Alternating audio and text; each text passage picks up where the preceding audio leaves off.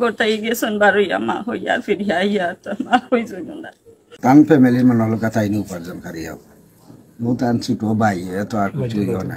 ঢাকা দক্ষিণ শিলঘাটের সানি আহমদ কাজের কথা বলে ঘর থেকে বেরিয়ে চলে যান আন্দোলনে। কোটা সংস্কার আন্দোলনে গিয়ে পুলিশের গুলিতে নিহত হন তিনি। একমাত্র উপার্জনক্ষম সন্তানকে হারিয়ে নিঃস্ব মা বাবা।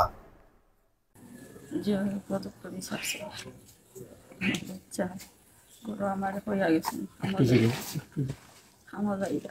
আন্দোলন গেছেন গিয়া গুলিতে পুলিশের আতর গুলিতে বাচ্চা মারা গেছে। বাচ্চা থেকে মরা আনছেন সবে গিয়া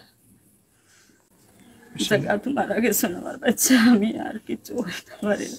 বাচ্চারও গোটাই গেছেন বারোইয়া মা হইয়া ফিরিয়া আইয়া তো মা হইজন না। পাচ্ছিল না আন্দোলন গিয়া মারা খাইছে। বাচ্চা দুইটা গুলি পড়ছে, একটা বুকু পায় আর একটা পিঠে কমরণ। গুলির ছবি দেখে আমরা এখন আবদ্ধতাম পারছি না। আপনার সব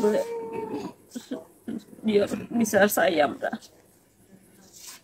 তো মনে হলো এখন এটা আর্থিক এটা মনে হলো এটা সামান্য ধরা যায় না। সরকার গেলে বা একটা আশ্বাস এনে এই সেই দিরা বা করা তো আর কোনো ইয়ে নাই। যোগাযোগ করছেন এমনি দেখি দেখে ফেলে একটু আইসেন এমনি আইরা যাইরা তান ফ্যামিলির মানুষ লোক তাইনি উপার্জনকারী হোক তান ছোট ভাই তো আর কিছুই না।